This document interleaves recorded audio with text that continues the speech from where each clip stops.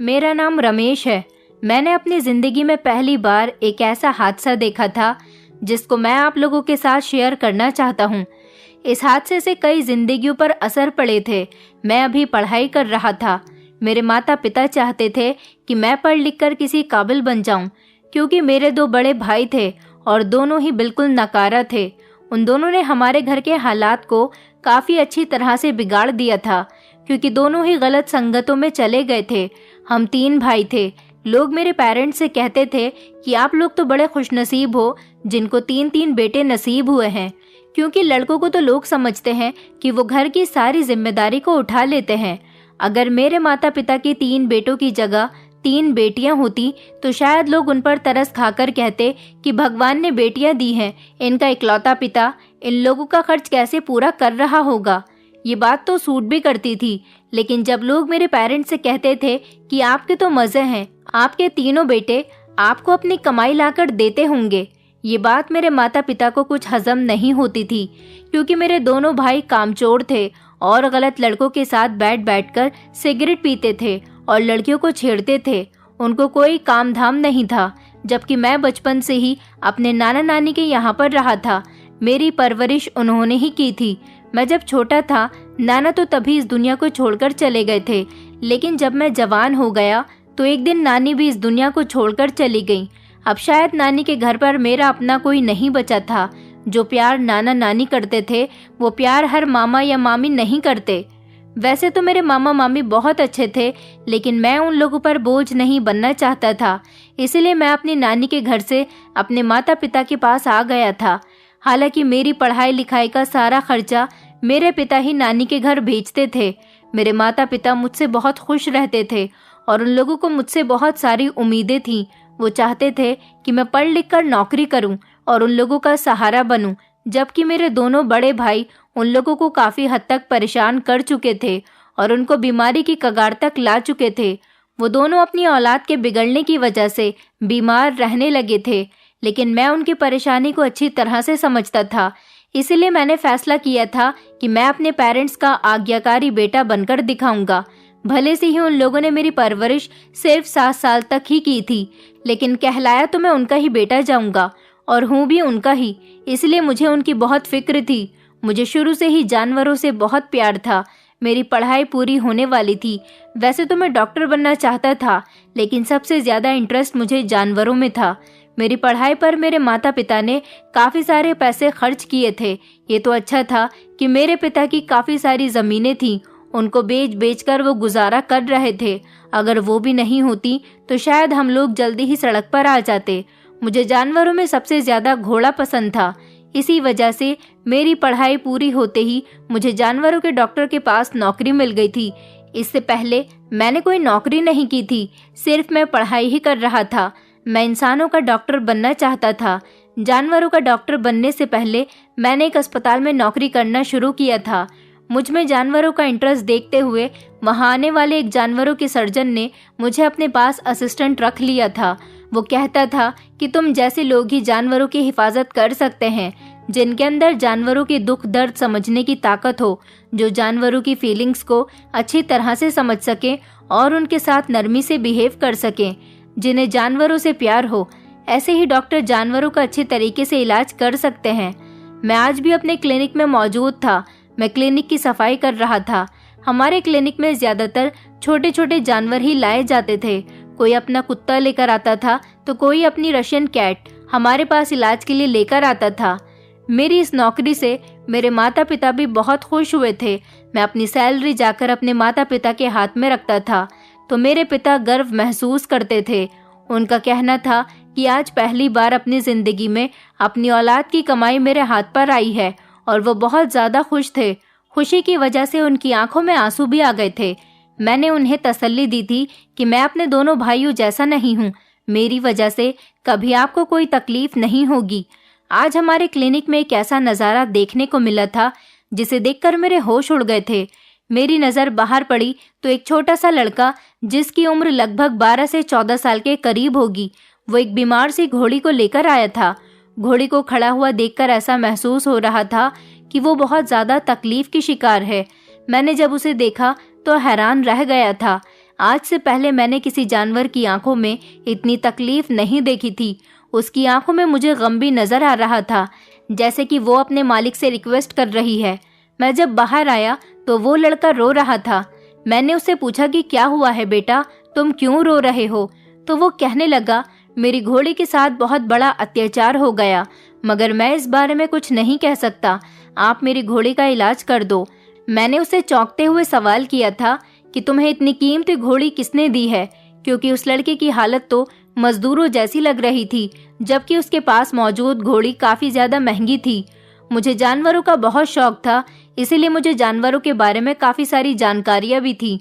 उसकी कीमत ज्यादा थी क्योंकि वो नस्ल बढ़ाने वाली घोड़ी थी। मैंने उससे कहा कि सच सच बताओ कि ये घोड़ी तुम कहाँ से लेकर आए हो। उस लड़के ने फौरन ही मेरे आगे हाथ जोड़ दिए और रोने लगा था। उसकी आंखों में मोटे मोटे आंसू थे। उसने मुझसे कहा, अगर आपको पता चल जाए कि इस वक्त ये घोड़ी कितनी तकलीफ में है तो आप मुझसे कोई भी सवाल पूछने के बजाय इसका इलाज करना शुरू कर दोगे। आप कैसे जानवरों के डॉक्टर हो जिसे एक जानवर की तकलीफ का एहसास ही नहीं हो रहा? वो लड़का मुझे डॉक्टर समझ रहा था। इतनी कम उम्र होने के बावजूद भी वो बातें बहुत समझदारी भरी कर रहा था। मैंने घोड़ी की तरफ देखा तो वो सच में बहुत बेचैन लग रही थी। मैंने बड़े डॉक्टर को बुलाया और उनसे कहा कि इस घोड़ी का क्या किया जाए। बड़े डॉक्टर सर्जन थे और वही इस क्लिनिक के मालिक थे। उन्होंने जब घोड़ी के पेट की तरफ देखा तो कहने लगे कि इसके साथ कुछ गड़बड़ लगती है। मैं डॉक्टर साहब की बात सुनकर चौंक गया था। उन्होंने कहा, इसका जल्द से जल्द अल्ट्रासाउंड करना होगा। हम कोई भी बात अंदाजा लगाकर नहीं कह सकते और ना ही अभी किसी नतीजे तक पहुंच सकते हैं। ये बहुत ही कीमती जानवर है। इसके मालिक ने तो इसे महंगी कीमत देकर खरीदा होगा, इसलिए इस जानवर को वेस्ट नहीं होना चाहिए। मैंने देखा था कि डॉक्टर साहब को भी इस घोड़ी की कीमत का अंदाजा था। Surgeon R.K. वर्मा के कहने पर मैं घोड़ी को अल्ट्रासाउंड रूम में लेकर चला गया। यह अल्ट्रासाउंड रूम काफी बड़ा था। ये स्पेशली बड़े ही जानवरों के लिए बनाया गया था। मैंने घोड़ी को प्यार करते हुए बड़ी मुश्किल से नीचे लिटाया था क्योंकि वो बहुत ज्यादा तकलीफ में थी और फिर उसका अल्ट्रासाउंड करना शुरू कर दिया। मैं अल्ट्रासाउंड की रिपोर्ट देखना नहीं जानता था, मैं तो बस मशीन चलाना जानता था। मैं बस अल्ट्रासाउंड करके फ्री ही हुआ था कि क्लिनिक के दरवाजे पर अचानक शोर होना शुरू हो गया। ऐसा लग रहा था जैसे बाहर कोई जोर जोर से चिल्ला रहा है। बाहर क्या हो रहा था ये सब तो मुझे बाहर जाने के बाद ही पता चलने वाला था, इसलिए मैं जल्दी से भागकर बाहर गया तो वहां पर एक जवान लड़का खड़ा हुआ था। उस जवान लड़के की उम्र 20 से 30 साल के बीच में लग रही थी, जबकि उसके साथ एक जवान लड़की भी मौजूद थी। उस लड़की की उम्र तो मुश्किल से 19 या 20 साल की ही होगी। मैंने उन दोनों को देखा तो मुझे बड़ी हैरानी हुई थी। मैंने उन लोगों से पूछा कि तुम लोग कौन हो और यहाँ पर आकर इतना शोर क्यों मचा रहे हो? तो उन्होंने एक बड़ी ही अजीब बात कही। वो लड़का कहने लगा कि हम लोग तो यहाँ पर अपना जानवर लेने के लिए आए हैं। चलो जल्दी से हमें हमारा जानवर दे दो, हमें उसे जल्दी ही वापस लेकर जाना है। उनकी बातें सुनकर तो मुझे बहुत गुस्सा आया था कि आखिर वो कौन से जानवर की बात कर रहे थे। मेरी तो कुछ समझ नहीं आ रहा था। फिर मुझे याद आया कि एक जानवर जो हमारे पास मौजूद है, शायद ये लोग उसी की बात कर रहे हैं। मैंने कहा कि आपका वो जानवर तो खुद ही हमारे पास एडमिट करने के लिए लाया गया है। अगर आप उसकी बात कर रहे हो तो अभी उसका अल्ट्रासाउंड हो रहा है। हम अभी आधा अधूरा इलाज करके तो आपके जानवर को नहीं दे सकते। मैंने भी उनको गुस्सा दिलाने के लिए ये सब कहा था। वो लोग मेरी बात सुनकर गुस्से से भड़क उठे थे। तभी वो लड़का कहने लगा कि तुम्हारी हिम्मत कैसे हुई मेरे आगे इतना बोलने की? तुम नहीं जानते हो कि मैं कौन हूँ और मैं किसका बेटा हूँ। मैं तुम्हें खड़े खड़े खरीद सकता हूँ और तो और तुम्हें यहाँ से नौकरी से भी निकाल सकता हूँ। जाओ जाकर जल्दी से मेरी घोड़ी ले आओ, वरना मुझसे बुरा तुम्हारे लिए कोई नहीं होगा। वो लड़का तो बहुत ज्यादा भड़क उठा था। मुझे उसे देखकर कोई डर नहीं लग रहा था क्योंकि जिस जानवर का मैं अल्ट्रासाउंड करके आया था वो बहुत ज्यादा तकलीफ में था। मैं उसका इलाज हुए बिना ही इन लोगों को उसे नहीं दे सकता था। उस घोड़ी को इलाज की जरूरत थी। अब मुझे इन दोनों लड़का लड़की पर शक होने लगा था क्योंकि कोई भी आम आदमी छोटी सी बात पर इतना भड़कता नहीं है, लेकिन ये लड़का जितना भड़क रहा था इस हिसाब से तो साफ पता चल रहा था कि इसके दिल में कोई चोर जरूर है या फिर ये खुद ही कोई चोर है जो मुझे धमकाने की कोशिश कर रहा है। इतने में ही डॉक्टर साहब आ गए थे। उन्होंने मेरी तरफ देखकर कहा, रमेश, ये घोड़ी इस लड़के के हवाले कर दो। वैसे भी हम ऐसे जानवरों का इलाज नहीं करते जिनके मालिक उनके इलाज के लिए सीरियस ही न हो। ये लड़का और लड़की बहुत ही जल्दी में लग रहे थे। मुझे तो इन दोनों को देखकर कुछ गड़बड़ सी लग रही थी, पर मेरी समझ नहीं आ रहा था कि डॉक्टर साहब ने मुझे इन लोगों को घोड़ी देने के लिए क्यों कह दिया। वो बेचारी तकलीफ में थी, मैं उसका इलाज करना चाहता था। मुझसे उसकी तकलीफ देखी नहीं जा रही थी। मैं चाहता था कि उसका इलाज हो जाए और वो बिल्कुल ठीक हो जाए, तब उसे अस्पताल से लेकर जाया जाए। वो दोनों इस घोड़ी का इलाज नहीं करवाना चाहते थे। मैं और डॉक्टर वर्मा दोनों ही उन लड़का और लड़की पर शक कर रहे थे। हमने घोड़ी उनके हवाले कर दी थी तो उन लोगों को कुछ सुकून आया था। वो जो बच्चा घोड़ी को यहाँ लेकर आया था वो बहुत ही खामोश था। अब वो कुछ नहीं बोल रहा था। उन दोनों लड़का लड़की ने बताया कि ये बच्चा तो हमारे घर का नौकर है। ये हमारी परमिशन के बिना ही हमारी घोड़ी को यहाँ लेकर आ गया था और हम अपनी घोड़ी को ढूंढ रहे थे। हमें पता चला कि ये यहाँ पर आया है तो हम इसको ढूंढते हुए यहाँ तक आ गए। इसे तो ना तमीज़ है और ना ही तरीका है। आज ये मेरे हाथों से बच नहीं पाएगा, बल्कि मैं इसे खड़े खड़े ही नौकरी से निकाल रहा हूँ। उस जवान लड़के ने छोटे बच्चे पर चिल्लाते हुए कहा था और छोटे बच्चे को नौकरी से निकाल दिया और कहने लगा कि कहीं और जाकर अपनी मनमानी करना। अब अगर तू मुझे मेरे घर के आसपास भी दिख गया तो मैं तुझे जान से मार दूंगा। वो बच्चा उस लड़के की बात सुनकर रोने लगा था और कहने लगा कि मैं तुम्हारे अत्याचार की दास्तां सारी दुनिया को सुनाऊंगा। वो दोनों लड़का लड़की उस छोटे बच्चे की बात को इग्नोर करते हुए वहां से चले गए थे। आज हमारे क्लिनिक पर काफी हंगामा हो गया था। पता नहीं, मुझे ऐसा लग रहा था कि जैसे वो बच्चा झूठ नहीं कह रहा, उसके दिल में कोई ना कोई ऐसी बात तो थी जो वो कहना चाह रहा था, बल्कि मुझे लग रहा था कि उसके मन में कोई तो ऐसा सच था जो वो हमें बताना चाहता था। मैंने डॉक्टर साहब से भी यही कहा था कि हमें इस केस को इस तरह से नहीं छोड़ना चाहिए था, मगर डॉक्टर साहब भी जिद में आ गए थे कि हम ऐसे लोगों के जानवरों की हिफाजत क्यों करें जबकि वो खुद ही अपने जानवर में दिलचस्पी नहीं रखते। मुझे तो अफसोस हो रहा था जब वो लोग अपनी घोड़ी को लेकर जा रहे थे तो वो बेचारी बहुत तकलीफ में थी और उसकी हालत बहुत गंभीर हो रही थी। इस बात की दिलचस्पी और इंटरेस्ट मेरे दिमाग में इस तरह भरा हुआ था कि मैं इस बच्चे के पीछे पीछे चल पड़ा था।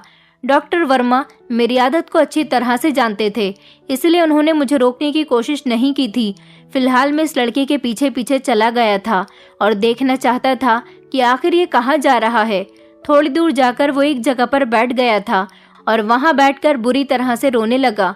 उसको फूट फूट कर रोता हुआ देखकर मैं उसके करीब चला गया था और उससे पूछा था कि तुम्हें क्या हुआ है, नौकरी से निकल जाने का दुख हो रहा है। उसने कहा, नहीं नहीं, मुझे दुख अपनी नौकरी का नहीं बल्कि उस जानवर के जाने का दुख हो रहा है। मुझे इस जानवर की रखवाली के लिए रखा गया था। मुझे उसकी हालत देखकर बहुत तरस आ रहा था। मैं उसका इलाज करवाने के लिए उसे तुम लोगों के पास ले आया। मुझे अपनी नौकरी चले जाने का बिल्कुल भी डर नहीं है। मैं तो एक जीता जागता इंसान हूँ, कहीं भी चला जाऊंगा और कहीं भी रह लूंगा। मुझे सबसे ज्यादा अफसोस उस जानवर के बिछड़ने का है। मुझे वो घोड़ी बहुत ज्यादा पसंद थी। पिछले 6 महीनों से मैं उसको बहुत प्यार से रख रहा था और उसकी रखवाली करता था। वो मेरे साथ बहुत खुश रहती थी। आज मुझसे उसकी तकलीफ नहीं देखी गई तो मालिक की परमिशन के बिना ही उसे आपके पास इलाज करवाने के लिए ले आया था। मगर ये लोग तो ना इंसान की तकलीफ समझ सकते हैं और ना ही बेजुबान जानवर की। ये लोग तो इंसान के साथ ही बुरा हशर करते हैं, तो फिर जानवर की तकलीफ को क्या समझेंगे। बस मुझे अपनी घोड़ी का दुख है और मैं उसकी वजह से बहुत परेशान हूँ। मैं 100% जानता हूँ कि उन लोगों ने उसके साथ कुछ जरूर गलत किया है, वरना कोई भी जानवर बेवजह इतनी तकलीफ में नहीं आता। वो तो पालतू जानवर थी, मैंने उसका बहुत ख्याल रखा था और मुझे बड़े मालिक ने इस नौकरी पर रखा था और स्पेशली मुझे उसका ख्याल रखने का काम दिया गया था। और आज देखो, छोटे मालिक ने मुझे नौकरी से निकाल दिया। वो बच्चा मेरी तरफ देखकर कहने लगा, क्या आप मेरी एक बात मानोगे? ये कहकर उस बच्चे ने मेरे आगे हाथ जोड़ दिए थे। उसको इस तरह से रोता हुआ और बिलखता हुआ देखकर मेरा दिल भी पिघल गया। मैंने कहा, हाँ तुम बताओ क्या कहना चाहते हो, मैं तुम्हारी हर बात मानने के लिए तैयार हूँ। मेरी ये बात सुनकर उस लड़के के चेहरे पर धीमी सी मुस्कुराहट आई थी और उसे कुछ हौसला मिला था। उस बच्चे ने जो मुझे बात बताई वो बड़ी ही अजीब सी थी। वो कहने लगा कि तुमने मेरी घोड़ी का अल्ट्रासाउंड किया है, अब तुम ऐसा करना कि अल्ट्रासाउंड की रिपोर्ट जरूर देखना और अपने डॉक्टर को भी दिखाना। कम से कम सच तो तुम लोगों के सामने आ ही जाएगा।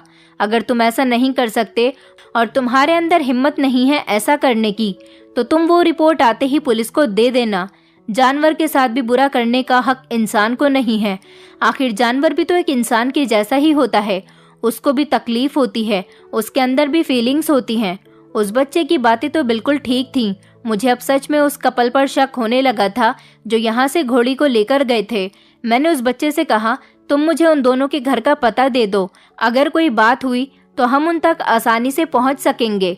वो लड़का कहने लगा, मैं तुम्हारे साथ तुम्हारे क्लिनिक पर चलता हूँ, तुम चाहो तो अभी उस घोड़ी की रिपोर्ट देख सकते हो और तुम्हें भी सच का अंदाजा हो जाएगा और ये भी समझ आ जाएगा कि उन लोगों ने इस घोड़ी के साथ कैसा अत्याचार किया। ये लोग बहुत ज्यादा जालिम लोग हैं। मैं इनको अच्छी तरह से जानता हूँ, लेकिन शायद मैं अपनी बात को तुम्हें सही तरह से समझा नहीं सकता। उस बच्चे की बात पर मैं उसकी बात मानने के लिए तैयार हो गया था और वो बच्चा मेरे साथ क्लिनिक आ गया। मैं उसे लेकर वापस क्लिनिक आया तो डॉक्टर वर्मा जा चुके थे क्योंकि उनके घर जाने का टाइम हो गया था। मेरे पास अल्ट्रासाउंड की वो रिपोर्ट सामने ही पड़ी हुई थी। अल्ट्रासाउंड के होते ही रिपोर्ट प्रिंट हो जाती है। मैंने वो रिपोर्ट वहां से उठा ली और उस बच्चे से कहा कि चलो हम किसी और डॉक्टर के पास चलते हैं और उससे कहेंगे कि वो हमें ये रिपोर्ट पढ़कर सुना दे। हालांकि रिपोर्ट तो मैं भी पढ़ना जानता था क्योंकि मैं डॉक्टर के यहाँ काम करता था, लेकिन मैं ये देखना चाहता था कि दूसरा कोई डॉक्टर इस घोड़े के बारे में क्या बताता है। मैं और वो लड़का राहुल एक करीब में बने हुए क्लिनिक पर चले गए थे। वहां जाकर जब हमने ये रिपोर्ट उस डॉक्टर को दिखाई तो वो डॉक्टर गुस्से से आंख बबूला हो गया था। उसकी आंखें तो जैसे गुस्से में जोश मार रही थी। ये देखकर उस डॉक्टर से रहा नहीं गया और उसने मेरी तरफ देखकर कहा कि अल्ट्रासाउंड की रिपोर्ट क्या सच है या फिर तुम लोग मुझसे कोई मजाक करने के लिए आए हो? तुम लोग कहीं झूठ तो नहीं बोल रहे हो? मैंने इनकार करते हुए सर हिला दिया और सारी बात भी बता दी। उनसे कहा कि हम लोग तो यहाँ पर अल्ट्रासाउंड की रिपोर्ट आपसे पढ़वाने के लिए आए हैं। मैंने उसको ये नहीं बताया था कि मैं खुद भी डॉक्टर के यहाँ पर काम करता हूँ और इस रिपोर्ट को पढ़ चुका हूँ। हम कोई झूठ नहीं बोल रहे। उस डॉक्टर ने हमसे और भी पूछताछ की थी। वो कहने लगा कि तुम सच बताओ वरना बाद में तुम्हारे साथ बहुत बुरा होगा, क्योंकि तुम लोगों ने जुर्म किया है। इसकी सजा बहुत बड़ी है और बहुत ही बुरी भी है। तुमने ये हरकत पता नहीं क्या सोच कर की। तुम में जरा भी इंसानियत नाम की चीज है या नहीं? डॉक्टर की बात सुनकर मुझे थोड़ी शर्मिंदगी महसूस हो रही थी। मैं सोचने लगा कि कहीं सारा इल्जाम मेरे ऊपर ही ना आ जाए। मैंने उस बच्चे से कहा कि तुम अपना बयान रिकॉर्ड करवा दो। ऐसा लग रहा था कि मामला बहुत ज्यादा सीरियस होने वाला है और फिर सीरियस होने वाली बात ही थी। कहीं हम लोग यहाँ पर फंस न जाएं। लेकिन फिर मेरे पास एक और तरीका भी था। मैं उनको बता सकता था कि मैं कहाँ से आया हूँ और कौन हूँ। इतनी ही देर में डॉक्टर साहब ने फोन पर हाथ रखा और करीब के ही पुलिस स्टेशन में कॉल कर दी। मुझे तो इस बात की समझ नहीं आ रही थी कि अल्ट्रासाउंड रिपोर्ट में आखिर ये सब क्यों और कैसे आ गया था। मैं कंफर्म करने के लिए इस डॉक्टर के पास आया था, लेकिन मैंने दिमाग नहीं लगाया कि मैं इस तरह से भी फंस सकता था। दरअसल इस घोड़ी के पेट में कुछ ऐसा था जिसके बारे में सुनकर शायद आप लोग भी चौंक जाएंगे। मुझे आज इस जानवर पर बहुत ही अफसोस हो रहा था। 5 मिनट बाद ही पुलिस भी आ गई थी। पुलिस की गाड़ी क्लिनिक के बाहर खड़ी हुई थी। डॉक्टर ने हम दोनों को पुलिस के सामने खड़ा कर दिया था और पुलिस वालों को पूरी बात बता दी थी। मुझे तो ये बात पता थी, लेकिन उस लड़के को ये बात पता नहीं थी। वो बहुत ज्यादा कंफ्यूज हो रहा था। जब उसने ये बात सुनी तो उसने अपने कानों को हाथ लगा लिए थे। मैंने भी पुलिस को सारी बात बता दी थी। पुलिस ने मुझे अपने साथ चलने के लिए कहा था। ये मामला बहुत ज्यादा सीरियस था। पुलिस ने कहा था कि आपको हमारे साथ चलना होगा क्योंकि इस मामले में आप लोग भी शामिल हैं। मैं इस तरह से पछताने भी लगा था कि आखिर हम लोग ये किस केस में फंस गए। मुझे इस डॉक्टर को अपने बारे में पुलिस के आने से पहले ही बता देना चाहिए था, पर इसमें हमारा कोई कसूर नहीं था और मुझे यहाँ की पुलिस पर पूरा भरोसा था। इसलिए मैं बेझिझक इस पुलिस की गाड़ी में बैठ गया था। अभी मुझे पुलिस को लेकर उन लोगों के घर भी जाना था जो लोग उस घोड़ी को लेकर गए थे। वो इस जानवर के मालिक थे, तो उन्हें ही पुलिस को जवाब देना था। थोड़ी देर के बाद गाड़ी उन लोगों के घर के बाहर पहुंच गई थी। पुलिस की गाड़ी की आवाज सुनते ही घर में मौजूद सारे लोग बाहर आ गए थे और उनके चेहरे पर हवाइयां उड़ रही थी। मगर जब एक औरत पर मेरी नजर पड़ी तो मेरे भी पैरों तले से जमीन निकल गई थी। मेरी आंखें तो हैरानी की वजह से फटी की फटी रह गई थी और मुझे अपनी आंखों पर विश्वास नहीं हो रहा था कि मैं अपने सामने किसको देख रहा हूँ। वो लड़की मुझे जानी पहचानी लग रही थी। मुझे याद नहीं आ रहा था, बस इतना पता था कि मैं इसे बहुत अच्छे से जानता हूँ, कहीं ये मेरी कोई रिश्तेदार न हो। मैं अपने दिल में यही सब सोच रहा था कि कहीं वो मेरी जान पहचान के ना निकले। मैं उस टाइम बहुत ही परेशानी में उलझा हुआ था और परेशानी की वजह से मेरी कुछ भी समझ में नहीं आ रहा था। पुलिस वालों ने उन लोगों से कोई भी सवाल किए भी नहीं, सबको हथकड़ियां पहनाकर गाड़ी में बैठा लिया। ये लोग पुलिस की गाड़ी में बैठे तो वो जवान लड़का बहुत जोर जोर से चिल्ला रहा था और पुलिस को कुछ बताने की कोशिश कर रहा था, मगर वो जवान लड़की बहुत ज्यादा खामोश थी, जैसे कि वो बहुत बेबस होकर बैठी हुई हो। जब मैंने उसकी तरफ देखा तो वो मुझसे अपनी नजरें चुरा रही थी। मैं समझ गया कि वो मुझे जरूर पहचानती है और जानती भी है, तभी तो वो मेरे सामने शर्मिंदगी महसूस कर रही थी। हम लोगों को पुलिस स्टेशन पहुंचने में ज्यादा टाइम नहीं लगा था। हम लोग जैसे ही पुलिस स्टेशन पहुंचे तो एक पुलिस ऑफिसर ने उस जवान लड़की को गिरेबान से पकड़ लिया और उसे अंदर ले गए थे। पुलिस का गुस्सा देखकर लग रहा था कि पुलिस को इस लड़के पर बहुत ज्यादा गुस्सा आ रहा है, क्योंकि उसने बहुत बड़ा जुर्म किया हुआ था। मैंने सोचा कि मुझे इन लोगों के नौकर से एक बार और बात कर लेनी चाहिए, जो कि इन लोगों के साथ ही बैठा हुआ था, मगर पुलिस के तेवर देखकर मुझ में हिम्मत नहीं हो रही थी कि मैं इनमें से किसी से भी कोई बातचीत कर सकूं, क्योंकि मैं तो खुद ये सब कुछ देखकर हैरान रह गया था। ये केस सच में बहुत ही ज्यादा उलझा देने वाला था। वैसे भी इनमें से मैं किसी को नहीं जानता था। मुझे लोगों से ज्यादा नए नए तरीके की बातें भी करना आती थी। मैं सिर्फ अपने काम से काम ही रखता था। मुझे पक्का यकीन था कि मुझे थोड़ी ही देर में यहाँ से रिहा कर दिया जाएगा, क्योंकि इसमें मेरी कोई गलती नहीं थी। मैंने अपने सीनियर डॉक्टर वर्मा का नाम भी बता दिया था, जिनके पास मैं असिस्टेंट की नौकरी करता था। पुलिस स्टेशन में मामूली सी कार्यवाही करने के बाद मुझे बाइज्जत रिहा कर दिया गया था। जब मैं पुलिस स्टेशन से वापस आया तो डॉक्टर वर्मा मेरा इंतजार कर रहे थे। आते ही वो मुझ पर बरस पड़े और बोले, मैंने तुमसे कितनी बार कहा है कि तुम इन हरकतों से दूर रहा करो।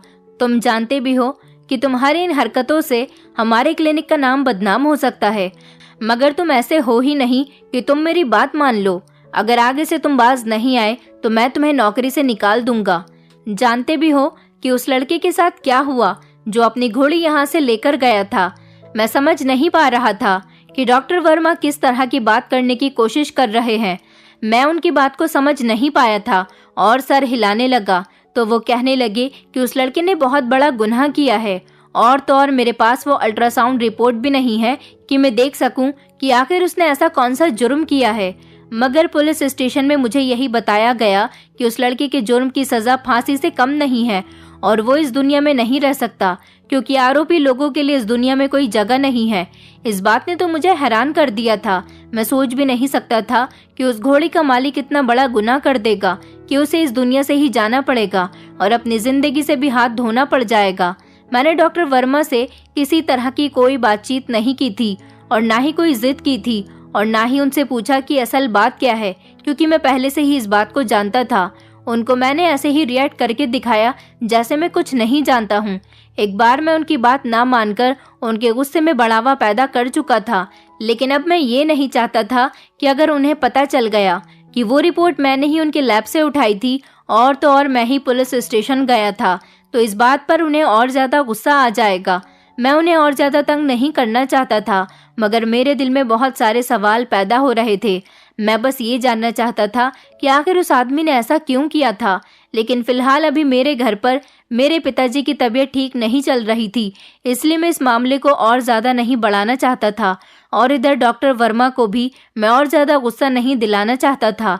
इसलिए मैंने खामोश रहना ही बेहतर समझा और अपनी नौकरी के दौरान इस बात को भूलने की कोशिश की थी। उस लड़के को फांसी की सजा भी हो गई थी, क्योंकि वो इसी का हकदार था। वो फांसी पर चढ़ गया और इस दुनिया से भी चला गया, और तो और ये केस भी बंद हो गया था। लेकिन मुझे अभी तक ये नहीं पता चला था कि उस लड़के ने ऐसा क्यों किया था।